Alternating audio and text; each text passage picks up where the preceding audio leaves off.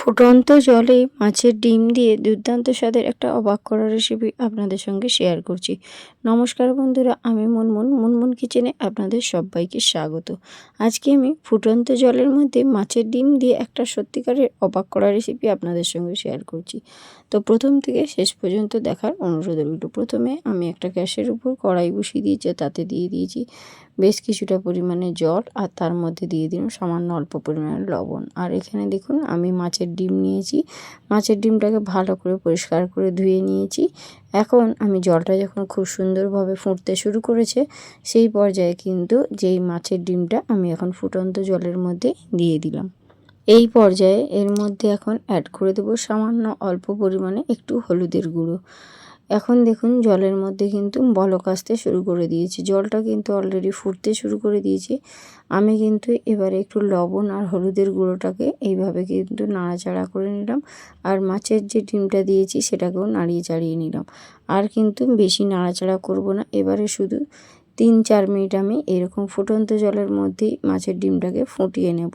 তাহলে দেখবেন মাছের ডিমের যে একটা আঁশটে গন্ধ থাকে সেটা কিন্তু সম্পূর্ণ চলে যাবে। এখন দেখুন খুব সুন্দরভাবে ফুটে গিয়েছে, আর এখন এর থেকে কিন্তু আর বেশি ফোটাবো না। এবারে কিন্তু এই ডিমটাকে আমি তুলে নিচ্ছি ছেঁকে। একটা ছান্তার সাহায্যে এই ডিমটাকে ছেঁকে তুলে একটা পাত্রের মধ্যে নিয়ে নিচ্ছি। তো এবারে দেখুন এটাকে একটু ঠান্ডা করে নেব, আর বেশ কিছুটা সময় রেখে দিয়েছিলাম, ঠান্ডা হয়ে গিয়েছে দেখুন।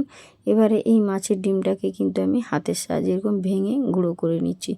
আর এই যে ডিমের মধ্যে একটা দেখবেন পাতলা আস্তরণ আছে, আমি আপনাদেরকে দেখিয়ে দিচ্ছি। দেখুন এই যে আস্তরণটা, এটা কিন্তু ফেলে দিতে হবে। তার জন্য আমি কিন্তু এই আস্তরণটা বেছে নিয়েছি। দিয়ে এবারে এই ডিমটাকে ঠিক আলু যেভাবে মাখে সেইভাবে করে কিন্তু আমি মাছের ডিমটাকে মেখে নিয়েছি। মানে সেদ্ধ আলু যখন মাখে সেইভাবেই কিন্তু আমি মাছের ডিমটাকেও মেখে নিলাম, যাতে কোনো অংশে এই ডিমটা দলা বেঁধে না থাকে। তার জন্য খুব ভালো করে হাত দিয়ে কিন্তু আগে প্রথমে এই ডিমটাকে মেখে নিতে হবে। এবারে হাতটা ধুয়ে পরিষ্কার করে আপনাদের কাছে ফিরে আসছি। আর এই যে দেখুন এই অংশটা, এটা কিন্তু আমি ফেলে দেব। এখন একটা প্লেটে হাতখানা নিয়েছি টমেটো কুচো, আর একটু রসুন কুচো, আদা কুচো, আর পেঁয়াজ কুচো। একটা পেঁয়াজ কুচিয়েছি। এবার একটা মিক্সির মধ্যে সবগুলোই কিন্তু দিয়ে দিচ্ছি, মানে পেঁয়াজ, আদা, রসুন, টমেটো সবগুলোই দিয়ে আমি কিন্তু সুন্দর একটা পেস্ট তৈরি করে আপনাদের কাছে ফিরে আসছি। কোনো রকম জল দেবেন না, জল ছাড়াই কিন্তু এটা পেস্ট করবেন। তো জল ছাড়া দেখুন আমি কিন্তু সবগুলোই পেস্ট করে নিয়েছিলাম। দিয়ে এবারে ফিরে আসছি। এটা দেখুন ঠিক এই রকমভাবে পেশাই করে নিতে হবে। দেখুন এবারে চলুন সেই যে মাছের ডিমটা আমি মেখে রেখেছিলাম, এবারে এই যে মশলাটা আমি পেশাই করেছি মিক্সির মধ্যে, সেটা কিন্তু সম্পূর্ণ ওই মাছের ডিমের মধ্যে দিয়ে দিচ্ছি। এখন দেখুন সমস্তটাই দিয়ে দিয়েছি। এবারে এর মধ্যে আমি কিছু উপকরণ অ্যাড করে দিচ্ছি। দিয়ে দিচ্ছি সামান্য পরিমাণে একটু হলুদের গুঁড়ো, আর সামান্য 1 চিমটে পরিমাণে দিচ্ছি লঙ্কার গুঁড়ো। আর এখন এর মধ্যে দিয়ে দেব 1/2 চামচ মতো ধনিয়ার গুঁড়ো। আর কিছু উপকরণ দেব না, এই কটা উপকরণ দিলেই কিন্তু হবে। আর এখন একটু বাইন্ডিংয়ের জন্য দিয়ে দেব 1 চামচ মতো বেসন। আর বেসনটা অবশ্যই দেবেন, এটা কিন্তু বাইন্ডিংয়ের কাজ করবে। তার জন্য বেসনটা দিয়ে দেবেন, আর একটু স্বাদ মতো লবণ দিয়ে দিচ্ছি। এবারে সব কিছু দিয়ে দিয়েছি, হাতের সাহায্যে খুব ভালো করে এবারে সব কিছু মাখিয়ে নিতে হবে। সমস্ত গুঁড়ো মশলা, বেসন আর লবণ যা দিয়েছি সব কিছু ভালো করে আগে মাখিয়ে নিচ্ছি। আর এই সময় মাখানোর কাজটা একটু ধৈর্য ধরে করবেন, যাতে সমস্ত উপকরণ খুব ভালোভাবে কিন্তু এই মাছের ডিমের মধ্যে মাখানো হয়ে যায়। কোথাও যেন কোনো অংশে যেন গোটা না থাকে সেটাও একটু লক্ষ্য রাখবেন। এইভাবে ভালো করে মাখিয়ে নিয়েছি। এখন গ্যাসের উপর একটা ফ্রাই প্যান বসিয়ে দিয়েছি, আর তার মধ্যে দিয়ে দিচ্ছি বেশ কিছুটা পরিমাণে সরষের তেল। আমার শারীরিক অসুস্থতার জন্য আমার কিন্তু একটু ভয়েস দিতে প্রবলেম হচ্ছে, প্লিজ আপনারা একটু মানিয়ে নেবেন। তেলটা একটু গরম হয়ে গেলে এর মধ্যে দিয়ে দিলাম 1/2 চামচ মতো গোটা জিরে। আর জিরেটাকে একটু তেলের মধ্যে নাড়াচাড়া করে ভেজে নিচ্ছি। ইউটিউবে এই প্রথমবার কিন্তু এই মাছের ডিম দিয়ে ইউনিক রেসিপিটা শেয়ার করলাম, আশা করছি আপনাদের খুবই ভালো লাগবে। আর এবারে যে মেখে রাখা মাছের ডিমটা, মানে হাতে মেখে রাখা মাছের ডিমটা সম্পূর্ণটাই ওই তেলের মধ্যে দিয়ে দিচ্ছি। আর নাড়াচাড়া করে খুব সুন্দর করে মাছের ডিমটাকে এবারে ভেজে নিতে হবে। গ্যাসের ফ্লেমটা লো টু মিডিয়াম ফ্লেমে রেখে এইভাবে নাড়াচাড়া করতে থাকবেন। হাই ফ্লেমে একদম রাখবেন না, তাহলে কিন্তু এগুলো ভাজা হবে না, ভাজা হওয়ার আগে কিন্তু পুড়ে যাবে। আর এইভাবে ভাজতে ভাজতে দেখুন এই যে মাছের ডিমটা অনেকটাই কিন্তু প্যানের গা ছেড়ে আসছে। আর এটা যখন ভাজা হয়ে যাবে একদম ঝুরঝুরে কিন্তু ডিমগুলো ভাজা হবে, সেইভাবেই কিন্তু ভাজতে হবে। আর গ্যাসের ফ্লেমটা লো টু মিডিয়াম ফ্লেমে রেখে একটু ধৈর্য ধরে মাছের ডিমটাকে ভেজে নেবেন।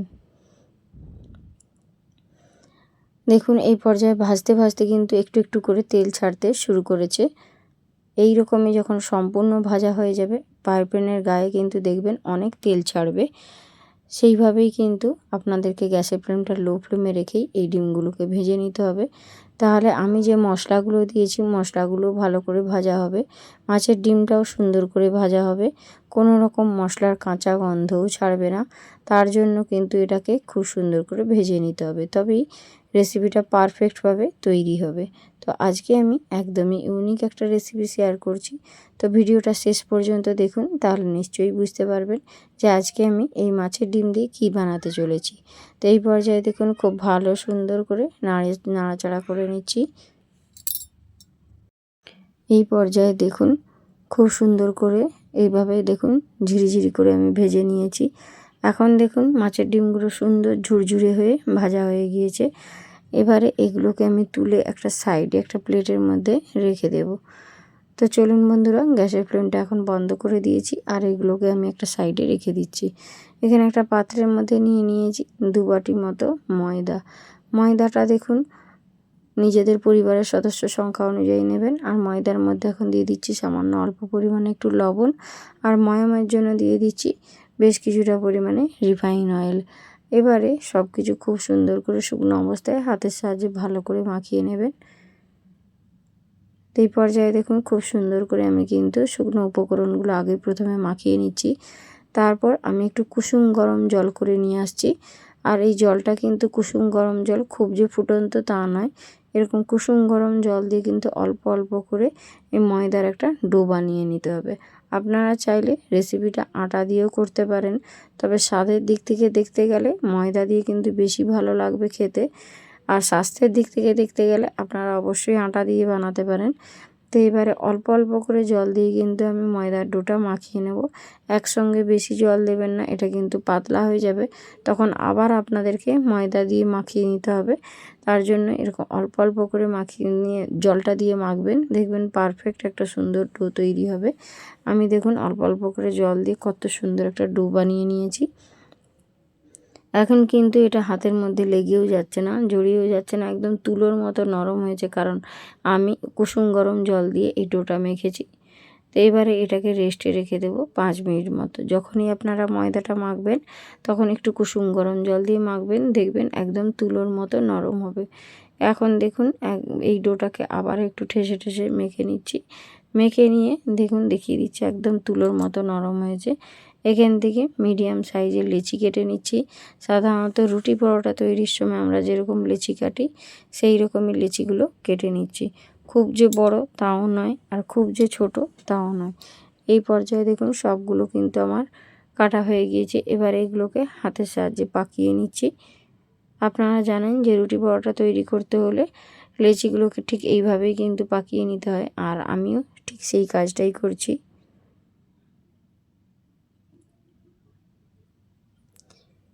এই পর্যায়ে দেখুন আপনাদের সঙ্গে কথা বলতে বলতে আমার কিন্তু সব কটা লেচি একেবারে পারফেক্টভাবে পাকানো হয়ে গিয়েছে। এবারে এই লেচিগুলোকে আমি এইভাবে ঘুরিয়ে ঘুরিয়ে একটা বাটির শেপ দিয়ে দিচ্ছি। দেখুন এরকম একটা বাটির শেপ দিয়েছি। আর এই যে মাছের ডিমটা নিয়েছিলাম এটা কিন্তু এখন ঠান্ডা হয়ে গিয়েছে। এখন আমি এই মাছের ডিমটা 2 চামচ মতো নিয়ে ওই বাটির মধ্যে দিয়ে দিলাম, দিয়ে মুখটা ঠিক এইভাবে সিল করে দিলাম। দেখুন এইভাবে কিন্তু আমি ভরে নিচ্ছি, প্রত্যেকটার মধ্যেই এরকম মাছের ডিম দিয়ে আমি ভরে নিচ্ছি। ভরে নিয়ে মুখটা কিন্তু একদম লক করে দেবেন, তাহলে দেখবেন বাইরে বেরিয়ে আসার কোনো রকম ভয় থাকবে না। একদম ইউনিক একটা রেসিপি বন্ধুরা, অবশ্যই আপনারা বাড়িতে ট্রাই করবেন। মাছের ডিমের তো আপনারা অনেক রকম রেসিপি খেয়েছেন, একবার এই রকম বানিয়ে দেখবেন, আশা করছি আপনাদের সবার খুবই ভালো লাগবে। একই রকমভাবে আমি বাকি সবগুলোতেই এরকম মাছের ডিমগুলো দিয়ে ভরে নিয়েছি। এবারে চলুন একটা বেলুন চাকি নিয়েছি, তার মধ্যে দেখুন একটা লেচি নিয়ে ওপর থেকে সামান্য একটু কর্নফ্লাওয়ারের গুঁড়ো ছড়িয়ে দিলাম। দিয়ে এইভাবে চেপে চেপে দিয়ে আমি কিন্তু সুন্দর গোল করে বেলে নেব। তো হ্যাঁ বন্ধুরা, আজকে আমি আপনাদের সঙ্গে শেয়ার করছি মাছের ডিমের পরোটা। তো আপনারা মাছের ডিম দিয়ে অনেক রকম রেসিপি শেয়ার করেছেন, ইউটিউবেও অনেক রকম রেসিপি রয়েছে। তো আপনারা একবার হলেও এরকম মাছের ডিম দিয়ে পরোটা বানিয়ে দেখবেন। হালকা হাতে কিন্তু আমি বেলে নিচ্ছি, দেখুন একটুও পুর বাইরে বেরোচ্ছে না। বেলতে গেলে অনেকের পুর বাইরে বেরিয়ে যায়, কিন্তু আমি যেভাবে করছি দেখুন এতে কিন্তু একটুও পুর বাইরে বেরোয়নি। আর একদম পাতলা করেও যে খুব বেলবো তাও নয়, আর খুব যে মোটা করে বেলবো তাও নয়। কীরকম পর্যায়ে বেলতে হবে আমি দেখিয়ে দিচ্ছি, দেখুন এইভাবে কিন্তু বেলে নেবেন। একদম সুন্দর গোল করে বেলেছি, আর একটুও পুর বাইরে বেরিয়ে যায়নি। আপনাদের বোঝার সুবিধার্থে আমি আবারও একটা বেলে আপনাদেরকে দেখিয়ে দিচ্ছি, যাতে আপনাদের বুঝতে কোনো অংশ অসুবিধে না হয়। বাকি যেগুলো আছে সেগুলো আমি অফ ক্যামেরাতে করে নেব। তো দেখুন একই রকমভাবে আমি আবারও একটা লেচি বেলে নিচ্ছি। এখনও দেখুন আমার কিন্তু একটুও পুর বাইরে বেরোয়নি। আপনাদের অনেকেরই দেখি পুর বাইরে বেরিয়ে যায়, তো এই পদ্ধতিতে যদি তৈরি করেন পুর কিন্তু একটু বাইরে বেরোবে না। তো এই পর্যায়ে দেখুন আমার কিন্তু আবারও একটা পরোটা সুন্দর করে বেলা হয়ে গিয়েছে। এটাকেও তুলে ওই একই প্লেটের মধ্যে নিয়ে নিয়েছি। একসঙ্গে বেশি বেলে রাখবেন না, এরকম দুটো দুটো করে বেলবেন আর ভেজে নেবেন। এবারে গ্যাসের উপর আমি একটা ননস্টিক তাওয়ায় বসিয়ে দিয়েছি, আর তাওয়াটা একটু বেশ সুন্দর গরম হয়ে গেলে বেলে রাখা পরোটা একটা দিয়ে দিলাম, আর উল্টে পাল্টে প্রথমে এগুলোকে সেঁকে নিতে হবে। একদম প্রথমেই কিন্তু তেল দিতে যাবেন না, কারণ এটাকে কিন্তু আগে ভালো করে সেঁকতে হবে, তারপরেই কিন্তু তেল দিবেন। নচেত কিন্তু ভেতরটা কাঁচা থেকে যাবে, খেতে ভালো লাগবে না, আর পরোটা ভাজতে অনেক তেল লাগবে। আর যেহেতু এখন গরমকাল, বেশি তেল খাওয়াও ভালো নয়, তার জন্য অল্প তেলে কিন্তু এরকম পরোটা ভাজবেন। এতে পরোটা যেমন নরম হবে, খেতে ভীষণ ভালো হয়।